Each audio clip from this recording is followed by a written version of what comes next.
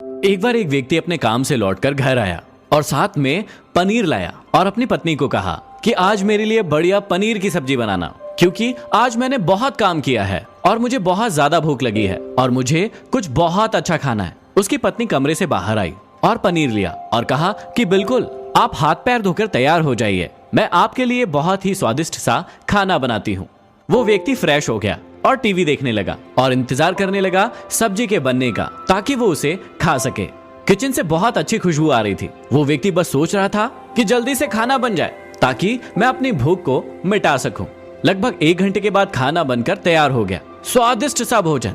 अब खाना लगने ही वाला था कि उस व्यक्ति ने अपनी पत्नी से पूछा कि खाने में नींबू है या नहीं, क्योंकि मुझे पनीर की सब्जी में नींबू डालकर खाना है। लेकिन पत्नी ने कहा कि नींबू तो खत्म हो गए, आपसे कहा था लेकिन आप भूल गए। व्यक्ति ने अपनी पत्नी से कहा कि रुको रुको, अभी खाना मत लगाओ, क्योंकि नींबू के बिना खाने में बिल्कुल मजा नहीं आएगा। तो मैं अभी गया और अभी नींबू लेकर आया। वो व्यक्ति वापस से कपड़े पहनकर तैयार हुआ और नींबू की पास वाली दुकान पर गया। जब वहां पर देखा तो नींबू नहीं थे। उसका दिमाग क्रोध से भर गया। उसने सोचा कि यार, इसके पास नींबू नहीं है, चलो थोड़ी आगे वाली दुकान पर जाता हूँ, शायद वहां नींबू मिल जाएंगे।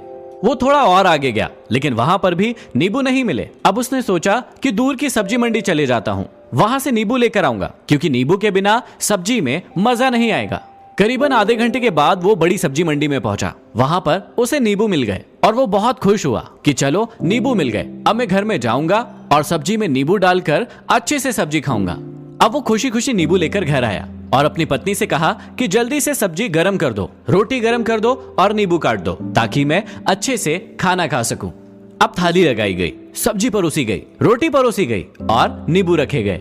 उसकी पत्नी सामने ही बैठी थी और वो व्यक्ति थोड़ी देर के लिए कुछ सोच में पड़ गया। उसके बाद उसने नींबू की प्लेट उठाई और दरवाजे से बाहर की ओर फेंक दी और जोर जोर से चिल्लाने लगा, मैं जीत गया, मैं जीत गया।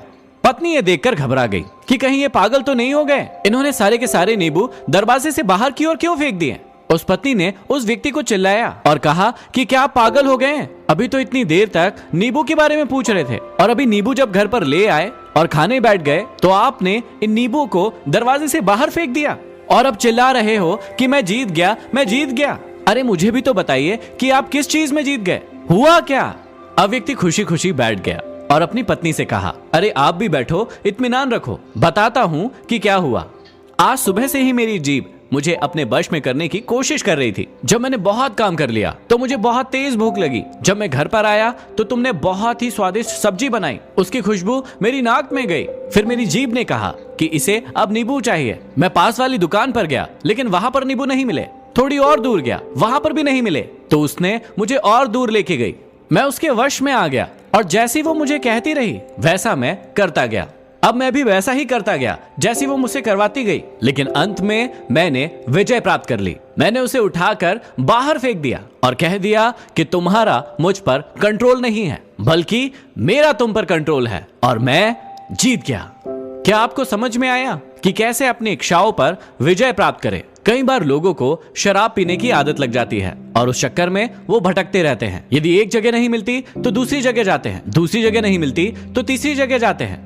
और अक्सर युवाओं के साथ ऐसा जरूर होता है कि वो शराब पीने के लिए बैठते हैं, सारी शराब खत्म हो जाती है, उसके बाद एक न एक व्यक्ति जरूर कहता है कि यार और चाहिए, और चाहिए के चक्कर में फिर वो शराब को ढूंढने के लिए निकलते हैं। देर रात हो जाती है, वो भटकते रहते हैं, एक जगह नहीं मिलती दूसरी जगह जाते हैं, दूसरी जगह नहीं मिलती तीसरी जगह जाते हैं और अपने समय, पैसे और अपने आप को बर्बाद करते रहते हैं। यदि आपने अपनी इंद्रियों पर विजय प्राप्त नहीं किया तो आप भी नींबू की खोज में सिर्फ भटकते ही रहेंगे और हमेशा परेशान रहेंगे। इसलिए अपनी इंद्रियों पर काबू पाइए और अपने जीवन को खुशी खुशी बिताइए।